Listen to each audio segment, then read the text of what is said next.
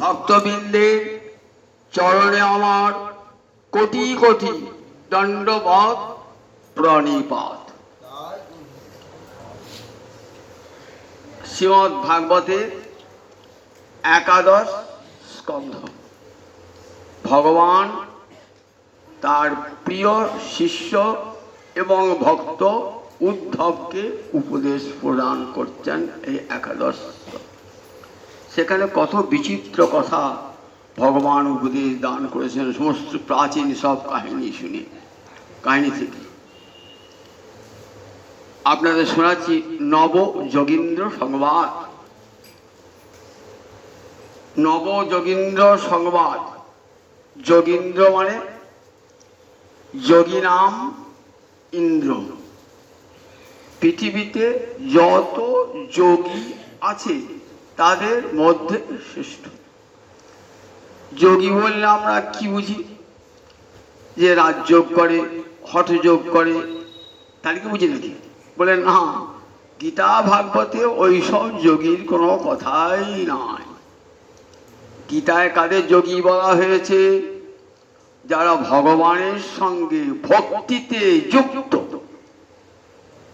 সংস্কৃতে যুজ ধাতু হতে যোগী শব্দটি এসেছে। ভগবানের সঙ্গে 24 ঘন্টা যারা ভগবানের স্মরণে মননে রয়েছেন তাদেরকেই যোগী বলা হয় গীতায় এবং ভাগবতে। পতঞ্জলি যোগ শাস্ত্রে বলেছেন যোগ কাকে বলে? চিত্তবৃত্তি নিরোধ। চিত্তের বৃত্তিকে নিরোধ করার জন্য সে এক প্রকারের যোগ আছে, রাজযোগ, হঠযোগ, সেগুলো। কিন্তু মনে রাখবেন এই যোগী কিন্তু তারা না, এরা ভক্তি যোগী। ভক্তিতে ভগবানের সঙ্গে যুক্ত হয়েছে। এই যে নজন যোগীন্দ্রকে রাজর্ষি ভরতের 9 জন ভাই। এদের পিতার নাম ঋষভদেব, ভগবানের অংশাবতার। মায়ের নাম ছিল জয়ন্তী, সেজন্য এদিকে জায়ন্তেও বলা হতো। জয়ন্তীর পুত্র, তাই জায়ন্তেয়। এই 9 জন এরা কেমন ছিলেন বলেন? এরা অনেক বয়স হয়েছে, দেখতে 5 বছরের বালকের মতো। অঙ্গে কোনো বসন নাই। শীত গ্রীষ্ম কিছু অনুভব করেন না, বর্ষা কিছু অনুভব করেন না। দেহ স্থিতি নাই, সবসময় ভগবত প্রেমে উন্মাদ হয়ে রয়েছে। এরা যদিচ্ছা করবে এখানে সেখানে ঘুরে বেড়াতেন, সর্বলোকে বিচরণ করতে পারতেন। এমন শক্তি লাভ করেছিলেন এই যোগীন্দ্রেরা। ঘুরতে ফুরতে কোথায় এসেছেন? নিমি মহারাজার যজ্ঞে। কে সে নিমি মহারাজ? রাজর্ষি জনকের পূর্বপুরুষ। রাজর্ষি জনককে রামায়ণ পড়েছেন তো? রামচন্দ্রের শ্বশুরের নাম কি ছিল? জনক। সীতার পিতার নাম কি ছিল? জনক। জনক ছিলেন রাজর্ষি। রাজর্ষি রাজা হয়েও ছিলেন ঋষি। সেই রাজর্ষি জনকের পূর্বপুরুষ, এর নাম নিমি মহারাজা। সূর্যবংশের রাজা। ত্রেতা যুগে বসে গল্প কে শোনাচ্ছেন? দেবর্ষি নারদ শোনাচ্ছেন বসুদেবকে, দাপর যুগে শোনাচ্ছেন। ঘটনাটা ঘটেছে কখন? ত্রেতা যুগে, নিমি মহারাজার যজ্ঞে। সত্য ত্রেতা, তারপর দাপর, তাহলে দাপর যুগ ত্রেতা যুগে পড়ে। তাহলে ত্রেতা যুগের কাহিনী বলছেন দাপরে। কে বলছেন? দেবর্ষি নারদ বলছেন বসুদেবকে। বসুদেব যখন জিজ্ঞাসা করেছেন ভাগবত ধর্ম কি, তখন বলছেন আমি তো বলবো না, আমি প্রাচীন মহর্ষিদের কথা আপনাদের শোনাবো। এটাই ছিল প্রাচীনকালের রীতি। তারা পূর্বসূরীদের মর্যাদা দান করতেন। কখনো বলতেন না আমি বলছি, সবসময় বলতেন অমুকে বলেছেন, অমুক ঋষি বলেছেন, অমুক সাধু বলেছেন, এমনি করে কখন নিজের গৌরব গ্রহণ করতেন না। এটাই ছিল প্রাচীনকালের রীতি। তাই নারদ বললেন, আমি শোনাবো আপনাদেরকে সেই নবযোগীন্দ্রের কথা। নিমিরাজার যজ্ঞশালায় হাজির হয়েছেন এই 9 জন যোগীন্দ্র। একসাথেই কিন্তু হাজির হয় নাই, একে একে হাজির হয়েছে। এক এক প্রথম যে যোগীন্দ্র এসেছেন তার নাম কবি যোগীন্দ্র। এই কবি কথার অর্থ কি হলো? কবি কথার অর্থ হলো ক্রান্তদর্শী। ক্রান্ত মানে সত্যের চরম ভূমিকে যারা দর্শন করে তাদেরকে বলে ক্রান্তদর্শী। বেদে ঋষিরা ছিলেন এই ক্রান্তদর্শী, তাদেরকে কবি বলতো। কবিতা লিখলেই কবি হওয়া যায় না। বেদে ঋষিরা বলেছেন কবয় ক্রান্তদর্শী। কাদিকে কবি বলা হবে? যারা ক্রান্তদর্শী। ক্রান্ত মানে জীবনে পরম সত্যকে যারা দর্শন করেছেন, সেই রকম কবি যোগীন্দ্র এসেছেন, সত্যকে দর্শন করেছেন সেই কবি যোগীন্দ্র। রাজা কি করেছেন? তখনকার রাজারা সাধুদের, ঋষিদের, মহাত্মাদের আদর জানতেন। সিংহাসনে বসিয়ে চরণ ধুয়ে নিয়েছেন। চরণ ধুয়ে নিয়ে বলছেন, বেশিক্ষণ তো থাকবেন না আপনারা, আপনাদের তো কোনো নিজের স্বার্থ নাই, আমাদের মতো লোকদের কৃপা করবার জন্যই আপনার আগমন।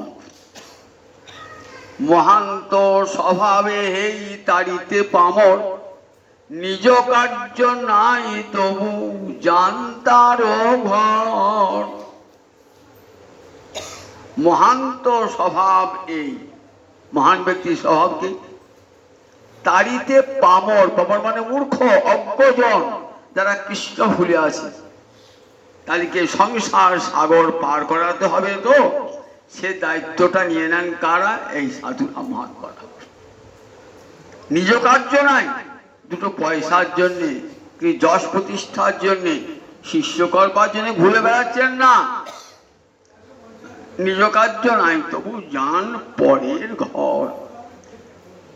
সেই গৃহীকে কৃপা করবার জন্যে সাধুরা তাদের গৃহে। আমরা হয়তো ভাববেন রাজার যজ্ঞ এসেছে, তাহলে নিশ্চয় কিছু মোটা পাওনা টাওনা হবে বলে এসেছে। তারা কোনো পাওনার ধার ধারেন না, কেউ দিলেও তারা নেবেন না। এই কবি যোগীন্দ্র এসেছেন, রাজা বসেছেন, বলছে বেশিক্ষণ তো থাকবে না। কতক্ষণ থাকবে? একটি গোদহন কাল পর্যন্ত। গোদহন মানে একটা গাভীকে দহন করতে যতক্ষণ সময় লাগে তা কি বলে গোদহন কাল। ততক্ষণই আপনার কাছে থাকবেন, বেশিক্ষণ বক বক করবেন না। আপনার কথাটা শুনে উত্তর দিয়ে চলে। তাহলে কথার মূল্য আছে তো? আমাদের কথা মূল্য নেই বলে বকিয়ে যাই। তাদের কথা মূল্য আছে। এক একটি কথা একবার সত্যবাক হয়ে বেরিয়ে আসে। জিজ্ঞাসা করেছেন কি? ধর্মান ভাগবতান ব্রুত যদি ন শ্রুতয়ে ক্ষমম। খুব ভালো করে কান পেতে শুন। তত্ত্ব তো শুনতে ভালো লাগবে বিশেষ, তার তত্ত্ব কথা আমরা রসের কথা, লীলার কথা শুনতে ভালোবাসি, তত্ত্বের কথা শুনতে ভালোবাসি না। কিন্তু মনে রাখবেন, তত্ত্বটি না জানলে লীলারস আস্বাদিত হয় না। একটা উদাহরণ দিই। রাম রাবণের যুদ্ধ হচ্ছে তো, আর একটা অজ্ঞ সে বলছে রাবণের দুরাচারী রামচন্দ্রের অঙ্গে আঘাত করছে। আর ঠাকুর রামকে দেখছেন, কি হাসি হাসছেন, বলছেন ঠাকুর তোমার কি লীলা, আজ নিজের ভক্তের সঙ্গে যুদ্ধ করছো যুদ্ধরস আস্বাদন করবার জন্য। ঠাকুর জানেন তত্ত্বটি কি? বলছে রাবণ যে কে? রাবণ তো কেউ নয়, রাবণ তো ভক্ত। তার সঙ্গে আজ ভগবান যুদ্ধ করছেন কেন? ভগবান যুদ্ধ রস আস্বাদন করবেন বলে। কার সঙ্গে করবেন? নিজের ভক্তের সঙ্গে করছেন। তাহলে তখন লীলাটি কেমন আস্বাদ হয় বলুন দেখি? তত্ত্ব জেনে যদি লীলাটা শোনেন তাহলে কত আস্বাদন হবে বলুন দেখি? তত্ত্বের উপর দাঁড়িয়ে থাকে লীলা, তত্ত্বের উপর দাঁড়িয়ে থাকে। রাশিরা শুনছেন ভাবছেন কৃষি বুঝি কত করে নরনারী কিনে নাচাচ্ছে, নারী কিনে নাচাচ্ছে। শরীরে কামড় থাকবে, অধিকাংশ লোক এসব তত্ত্ব জানে না, কিছুই জানে না, মন্তব্য করে চলে গেল। বলে শোনো দাঁড়িয়ে কথাটা, ওই গোপীরাই বা কে আর কৃষ্ণই বা কে? কৃষ্ণ ভগবান আর গোপীরা তারই আত্মস্বরূপ। কৃষ্ণ হতে রাধা রানীর আবির্ভাব, রাধারানী হতে গোপীগণের আবির্ভাব। তাহলে কৃষ্ণ কার সঙ্গে লীলা করছেন? নিজের সঙ্গেই নিজে লীলা করছেন। ওই যাদেরকে নারী বলছেন, গোপরাই বলছেন, ওরা কেউ নয়, ওরা কেউ পৃথক নয়, ওরা এই জগতের লোক নয়, এই জগতের গোয়ালিনী নয়। তারা একবারে গোলক থেকে নামিয়ে এসছে, আবার গোলকে ফিরে চলে যাবে। তাহলে তত্ত্বটি জানলে কত আস্বাদন হয় বলুন দেখি একবার। এই তত্ত্বটি আগে ভালো জানতে হয়। আমরা তত্ত্ব কথা শুনতে চাই না তো। ভাগবতে সব গুঁড়ো গুঁড়ো তত্ত্ব আছে, এগুলো সব আমার এড়িয়ে যায়। শ্রোতারা গ্রহণ করতে পারবে না বলে এড়িয়ে যায়, কিন্তু শ্রোতার যারা ভক্তজন তাদের শুনতে হবে কথাগুলো। বলছেন ধর্মান ভাগবতান ব্রুত যদি ন শ্রুত এই ক্ষমম। ভাগবত ধর্ম কাকে বলে বলুন ঠাকুর? আমি যদি শোনবার যোগ্য হই। ভাগবত ধর্মকে আমরা কি বলি এখন? বৈষ্ণব ধর্ম বলি, বৈষ্ণব ধর্ম বলি। এখন বৈষ্ণবরাই কেবল ভাগবত ধর্ম আচরণ করে, আর কেউ না। সেই জন্য ভাগবত ধর্ম এখন বৈষ্ণব ধর্মে পরিণত হয়েছে। এই ধর্মের অপর নাম হচ্ছে ভাগবত ধর্ম। মহাভারতের ধর্মের নাম কি? নারায়ণীয় ধর্ম, আত্মধর্ম। দেখবেন মহাভারতের বলা আছে এই ধর্মের নাম হলো নারায়ণ, অর্থাৎ সাক্ষাৎ নারায়ণের ধর্ম, তাই নারায়ণীয় ধর্ম। আর ভাগবত তাকে বলেছেন ভাগবত ধর্ম। ধর্মান ভাগবতান ব্রুত যদি ন শ্রুত এই ক্ষমা।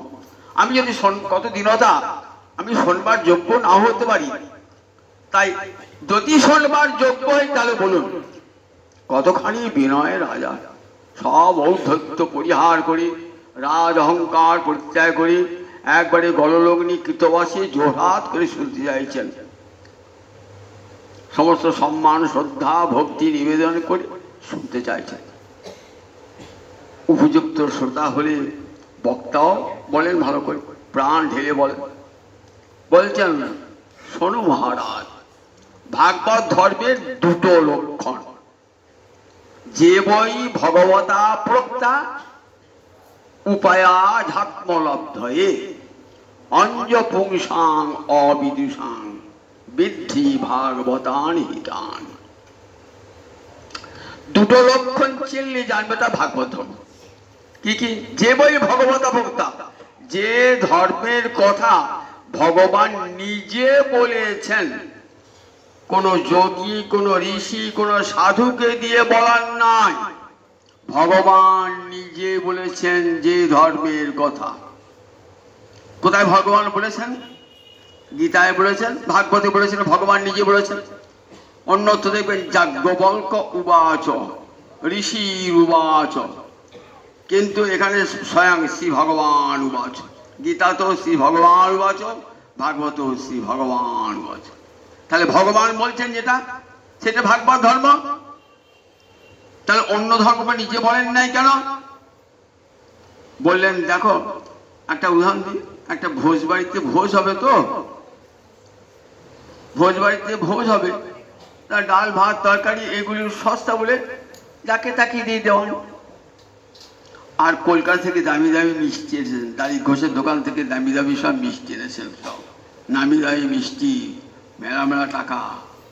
এক একটা তখনকার দিন এক একটা মিষ্টি দামি 20 টাকা, নিচে মিষ্টি নাই।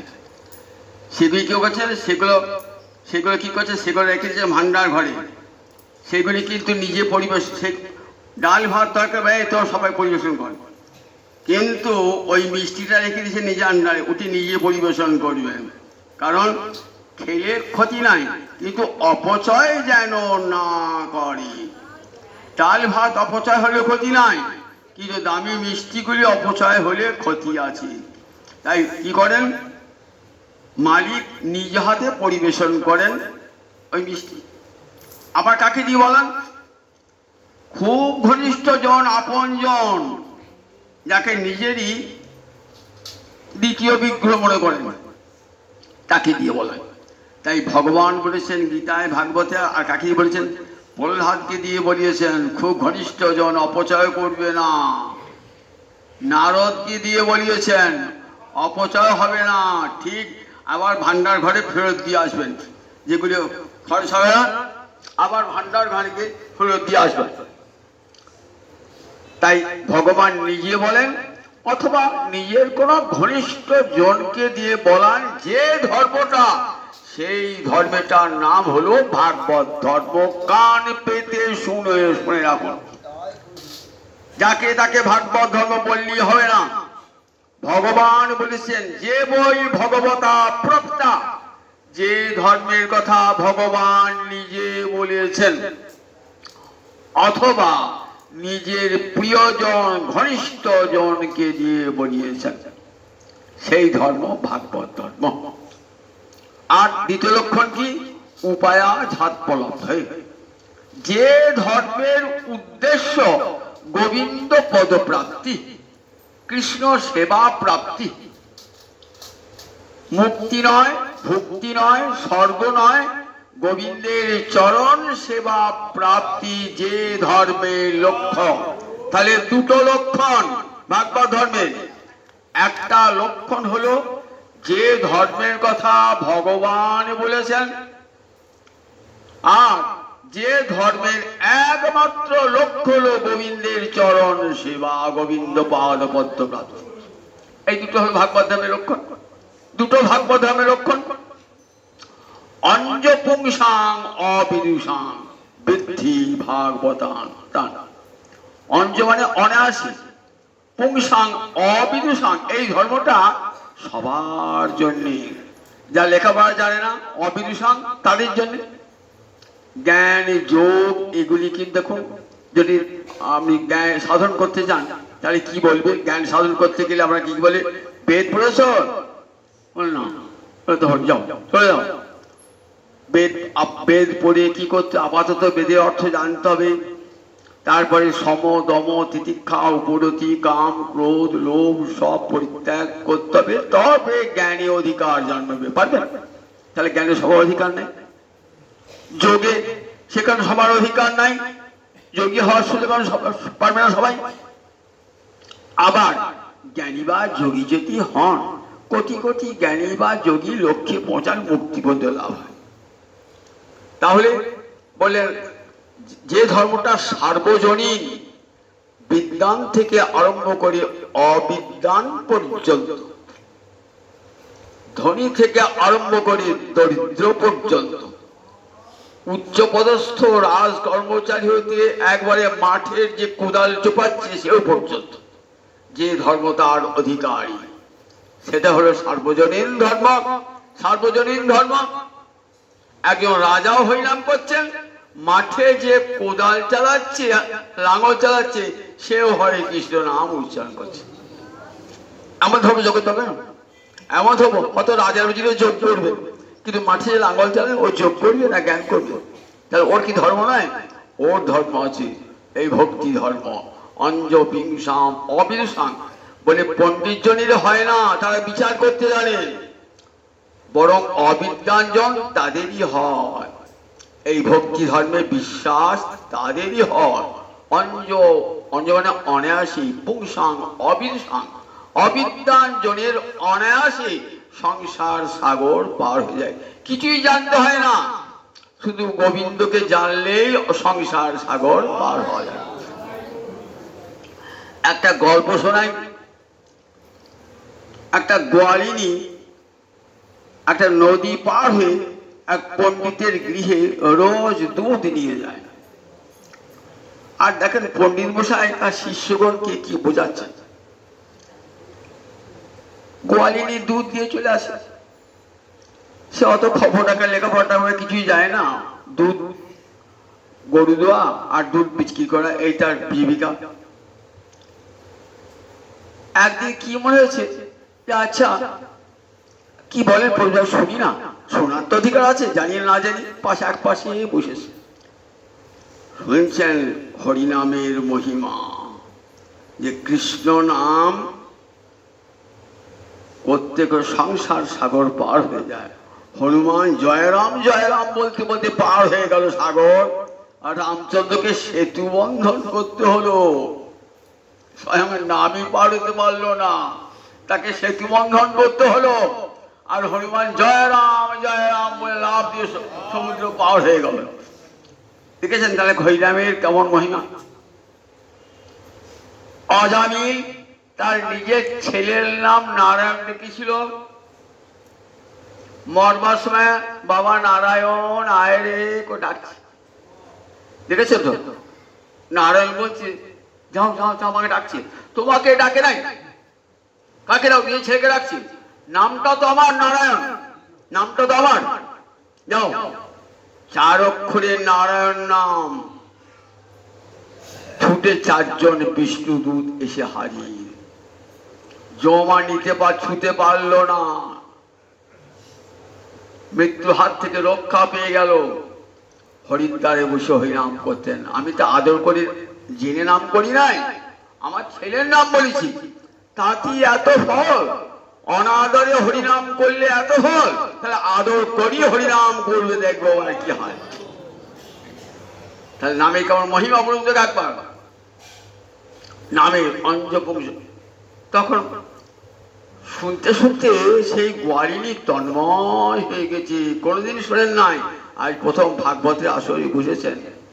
সে সরল বিশ্বাসে হাঁ করে শুনছেন। এদিকে 8টা পেরিয়ে গেছে, আর তো খেয়া বন্ধ, আসা যাবে না। এইবার এসেছেন তখন 8টা 15-20 বেজে গিয়েছে।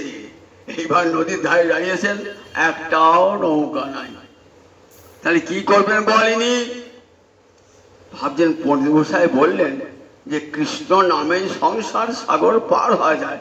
সাগর তো বিরাট, সে সংসার সাগর অল্প বোঝেন, সাগর তো বিরাট। আর হনুমান লাভ দিয়ে সাগর পার হয়েছে, তাহলে একটা ছোট নদী পার হতে পারবো না?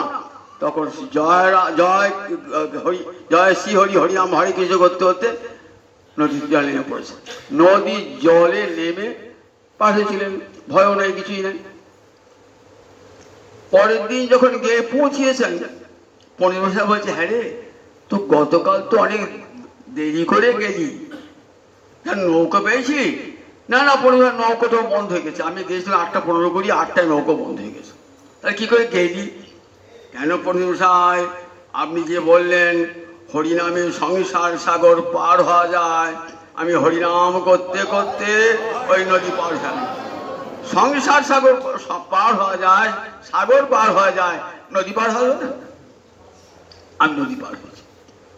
পণ্ডিত মশাই অবাক হয়ে গেলেন যে আমি তো পাণ্ডিত্যের দ্বারা বোঝাবার চেষ্টা করছি শ্রীমদ্ ভাগবত, লোকের কাছে বলে বেড়াই, কিন্তু নিজের তো বিশ্বাস নেই। আর ওকে গোয়ালিনীও পড়াও যায় না, কিছুই জানে না, অবিদুষী, লেখাপড়া কোনোদিনই শেখে নাই, অকও জানে না। কিন্তু আমার কথায় কি দৃঢ় বিশ্বাস, ভাগবতের কথায় কি দৃঢ় বিশ্বাস। দেখো পার হয়ে গেল, নদী পার হয়ে গেল।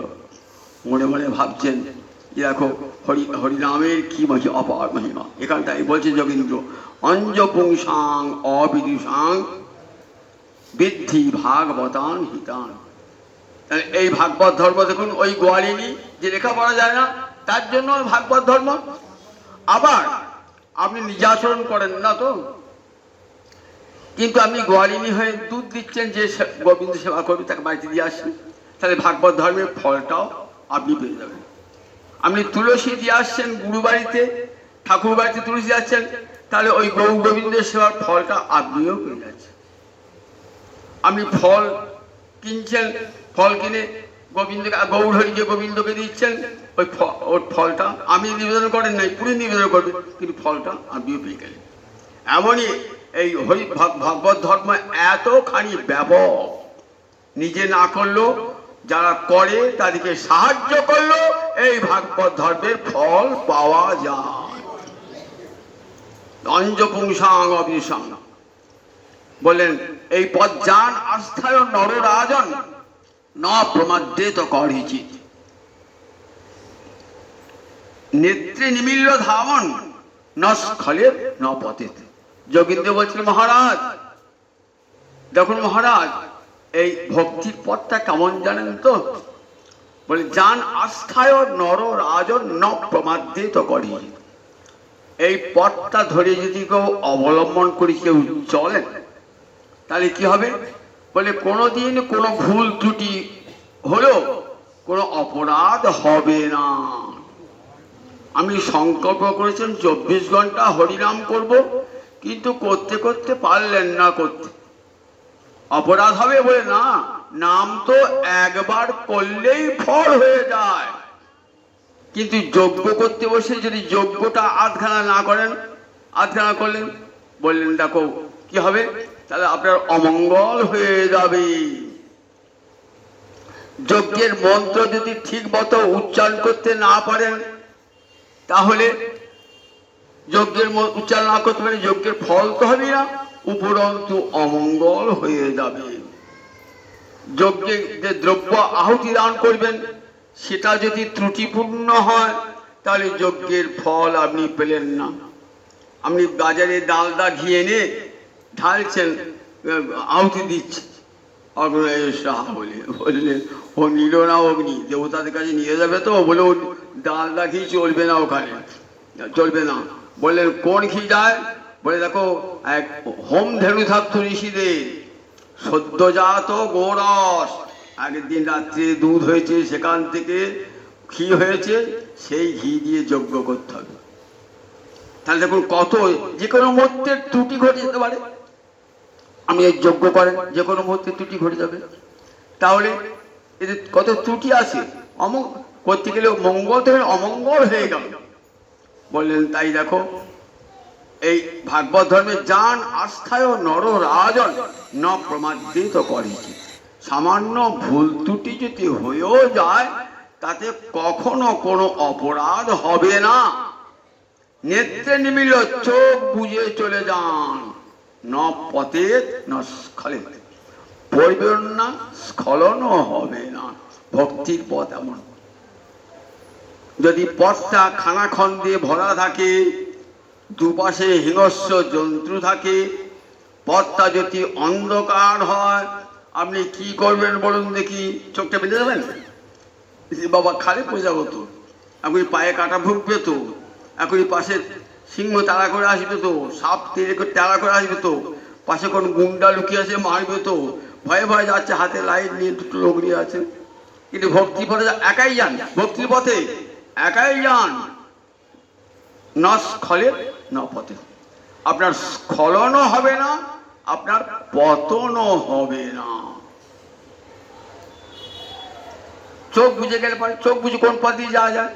যে পথ পরিষ্কার পথ, খানাখন্দ নাই, সুন্দর রাজপথ, গাড়ি ঘোড়া নাই, বলেন দেখো সেই পথ কেমন করে যাওয়া যায়?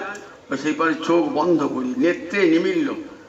যোগীন্দ্র বলছে মহারাজ দেখেছেন কেমন ভাগবত ধর্ম, চোখ দুটো বেঁধে চলে যান, পতনও হবে না, স্খলনও হবে না। অন্য ধর্মে কিন্তু স্খলন আছে, পতন আছে। স্খলন মানে চ্যুতি, অপরাধ ঘটে গেলে চ্যুতি, অমঙ্গল হয়ে যাবে। বলেন এই ধর্মেতে কোনো বলেন কোনো প্রমাদ, কোনো ভুল ত্রুটি হয়েও থাকে, কোনো অপরাধ, কোনো অমঙ্গল হবে না। একবার হরিনাম করলেই তো ফল হয়ে যায়।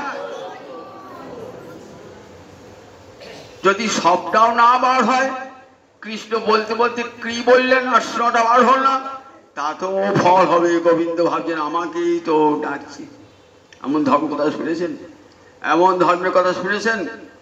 সবটা বলতে পারছেন না, মৃত্যুকালে বিছানায় পড়ে আছেন, কৃষ্ণ আর বলবার ক্ষমতায় ক্রি বলেছেন, স্নটা বলেন নাই। গোবিন্দ শির বলে আমাকেই ডাকছি। ছুটে আসেন ভগবান, ছুটে আসেন ভগবান, এতই তার করুণা। তাহলে এই ভাগবত ধর্ম কেমন দেখুন, যে ভাগবত ধর্ম সবার জন্যে, অঞ্জভুংসাং অবিরসাং, কি বিদ্যাঞ্জন কি অবিদ্যাঞ্জন, সকলের জন্য সার্বজনীন এই ভক্তি ধর্ম, সার্বজনীন ভক্তি ধর্ম। অন্যান্য ধর্মে সবার অধিকার নাই। এটাই তো আমার মহাপ্রভু জগৎকে প্রচার করলেন এসে, এই তো আমার মহাপ্রভুর পরমদান, পরমদান আমার মহাপ্রভুর। জগতে একজন মানুষ বুঝিয়ে রাখতে, দেখো তোমরা সব গন্ডগলা হাড়ি, তোমাদের সব কৃষ্ণ ভজ অধিকার নেই, তোমার নির্জাতি। তোমার মহাপুরুষ এসে বলেন দেখো, জীবে সম্মান দিবে জানি কৃষ্ণ অধিষ্ঠান, নির্জাতি নহে কৃষ্ণ ভজনে অযোগ্য, সৎকুল বিপ্র নহে ভজনের যোগ্য, যে ভজে সেই বড় অভক্ত হিংসার, শ্রীকৃষ্ণ ভজনে নাহি জাতি কুলাদি বিচার। কৃষ্ণ ভজনে জাতি আছে, আচ্ছা বর্ণ বিচার আছে কৃষ্ণ ভজনে, যে শুধু ব্রাহ্মণেরা করবে, উচ্চবর্ণের লোকেরা করবে, নিম্নবর্ণের লোকেরা করবে না, বিদ্যাঞ্জনেরা করবে, অবিদ্যাঞ্জনেরা করবে না, আছে? কোথাও নাই। এটা চণ্ডালপি দ্বিজশ্রেষ্ঠ হরিভক্তি হয় না? চণ্ডালটা পূজ্য হয়ে যায়। রুইদাস তো জাতিতে মুচি ছিল, সে জুতো সেলাই করা তার কাজ, কত ব্রাহ্মণ তার চরণ ধরি মাথায় নিয়েছে। লক্ষ্মীরা ছিল তো ভ্রষ্টা রমণী লক্ষ্মীরা। আজ যদি যান বাংলাদেশে বেনাপোল যদি যান, সেখানে দেখবেন লক্ষ্মীরার জঙ্গল আছে, সেখানে সবাইকে লক্ষ্মীরাকে প্রণাম জানান, প্রণাম জানান, লক্ষ্মীরাকে গিয়ে প্রণাম জানান সেখানে গিয়ে। তাহলে দেখেছেন এই ধর্মটা কেমন? এই ধর্মটা বলেন যত হীন হোক, পাপিষ্ঠ হোক, দুরাচারী হোক, ভগবানের বাক্য আছে, গীতার বাক্য, অপিচেদ সুদুরাচার ভজতে মাম অনন্য ভাব, সাধুর এব সমন্তব্য, সাধুর এব সব মন্তব্য। যদি আমার ভক্ত দুরাচারী হয় তবু তাকে সাধু বলে প্রণাম জানাবে। সে ক্ষিপ্রাং ভবতি ধর্মাত্মা সৎ শান্তি নিগচ্ছতি।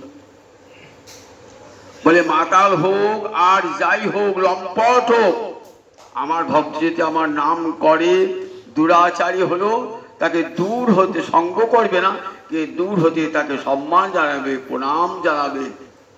তাহলে এই ধর্ম দেখুন, গীতা এবং ভাগবতে যে ধর্ম, কেমন ভাগবত ধর্ম, সবার অধিকার। গীতা তো বলেছেন দেখো, স্ত্রীও বৈশ্যা শূদ্রা সবাই আমাকে ভজন করতে পারে। খুঁটি খুঁটি গীতা পড়ে দেখবেন। পাপও যেন, পাপ জন্যে যারা জন্মিয়েছে, বুনো যারা, ব্যাস যারা, এদিকে কি বলে পাপজনী, জীবাত্র পশু হত্যা করে, তাহলে কি বলে পাপজনী। বলে এরাও যদি আমাকে ভজন করে তাহলে এরাও আমাকে পাবে। মহাপ্রভু যখন ঝাড়িখণ্ডে পাঠে যাচ্ছেন, দেখবেন কত সাঁওতাল মহাপ্রভু চরণে এসেছেন, মহাপ্রভু তিলক কেটে দিয়েছেন, গলায় মালা পরে দিয়েছেন। আজও দেখবেন এই পথ দিয়ে যান, কত সাঁওতাল বৈষ্ণব, কত সাঁওতাল বৈষ্ণব, কত সাঁওতাল বৈষ্ণব রয়েছে। ওই যে সাঁওতাল বিদ্রোহ করেছিল বিরসা মুন্ডা, দেখছি এরা ওই দেখবেন আগলে ওরা বৈষ্ণব, গলায় মালা, ওদের বংশ পরম্পরা গলায় মালা দেওয়া আছে। তাহলে দেখুন মহাপ্রভু এই ধর্মকে সার্বজনীন করে দিয়ে, সার্বজনীন, সার্বজনীন, এই ধর্ম সবার জন্য, নির্জাতি নহে কৃষ্ণ ভজনে অযোগ্য। এই ভাগবত ধর্মের কথা আর গীতার কথা লোকে জানতো না। আমার মহাপ্রভু করুণা করে জগৎকে শোনালেন। দেখুন, দুই ভাই হৃদয়ে হেরে খালি অন্ধকার, দুই ভাগবত সঙ্গে করাইল সাক্ষাৎকার। গৌর হইয়া আমার নিতাই চান যদি জগতে না আসতেন, আমরা সে অন্ধকার মধ্যযুগে পড়ে থাকতাম। মধ্যযুগে বর্বর যুগ, যেখানে মানুষ ছিল উপেক্ষিত, সমাজে একটা বড় অংশ উপেক্ষিত। উচ্চবর্ণের মানুষেরা নিম্নবর্ণের মানুষকে দাবিয়ে রেখে দিত। মধ্যযুগে এমন বর্বরতা, সেখান থেকে আমরা মুক্তি পেতাম না যদি আমার গৌর হইয়া আমার নিতাই চাঁদ না আসতেন কৃপা করে। তাহলে কতখানি কৃপা বলুন মানুষের জন্য। এসে জগৎকে শোনালেন সেই প্রেমের বাণী, ভালোবাসার বাণী। তার পূর্বে এসেছেন চণ্ডীদাস, সবার সুনহ মানুষ ভাই, সবার উপরে মানুষ সত্য, তাহার উপরে নাই। কার বাণী? কার বাণী? চণ্ডীদাস, বৈষ্ণব কবি চণ্ডীদাস। মহাপ্রভু আসার 100 বছর আগে এসেছেন, জগৎকে শুনিয়েছেন সবার উপরে মানুষ সত্য, সুনহ মানুষ ভাই, সবার উপরে মানুষ সত্য, তাহার উপরে নাই। এ কথা কেউ শোনায় নাই। এই কথা শুনেছেন বৈষ্ণবেরা, আমার মহাপ্রভু নিতাই চান, এবং যত যত পরিকরগণ এসেছেন সবাই শ্রী গৌর পরিকরগণ সবাই এই সার্বজনীন ভক্তি ধর্ম ভাগবত ধর্মের কথা প্রতিটি মানুষকে শুনেছেন। এটা আমার মহাপ্রভু কত বড় দান বলুন দেখি, কত বড় দান। আজ থেকে 500 বছর আগে চিন্তা করুন, এই ছিল ব্রাহ্মণের চণ্ডালে করে কোলাকুলি কবে বা এ ছিল রঙ্গ। একটা ব্রাহ্মণ যজ্ঞ করছে আগুন জ্বালিয়ে, তাকে দেয় সূত্র দেবে, আমার তাই 36 সীমায় প্রবেশ করবে না, একবার সুতো বেঁধে সীমাটা কিন্তু ঢুকবে না। আর আজকে হরিনাম হচ্ছে, গৌরাঙ্গ মন্দিরে হরিনাম যজ্ঞ হচ্ছে, ব্রাহ্মণের পাশে চণ্ডাল ছেলেটাও বসে হরিনাম করছে না, চণ্ডাল ছেলে হরিনাম করছে ওলায় মালা দিয়ে। তাহলে ব্রাহ্মণের চণ্ডালে করে কোলাকুলি কবে বা এ ছিল রঙ্গ, কবে ছিল রঙ্গ? এ রঙ্গ আমার মহাপ্রভুর আগমনে। তাই দেখুন মহাপ্রভুকে প্রণাম করবেন, জানবেন প্রভু তোমার জন্য আর সেবার অধিকার পেয়েছি, তোমারই করুণায় হরিনাম বলবার অধিকার পেয়েছি, তোমারই করুণায় ভাগবত শুনবার অধিকার পেয়েছি, ভাগবত পড়বার গীতা পড়বার অধিকার পেয়েছি, তোমারই করুণাতে। তারই করুণায় দেখুন জগৎকে শুনেছেন মহাবাণী, গৌর হরিয়া নিতাই চা চণ্ডাল পতি জীবের ঘরে ঘরে যাইয়া হরিনাম মহামন্ত্র দিচ্ছেন বিলাইয়া। চণ্ডাল পতিত, যারা চণ্ডাল পতিত তাদের ঘরে আগে যাচ্ছে। তাহলে মহাপ্রভু বলে দিয়েছেন দেখো নয়নে দেখিবে যারে নাম প্রেম দিও তারে, দেখুন তাই কেহ যেন বঞ্চিত না হয়।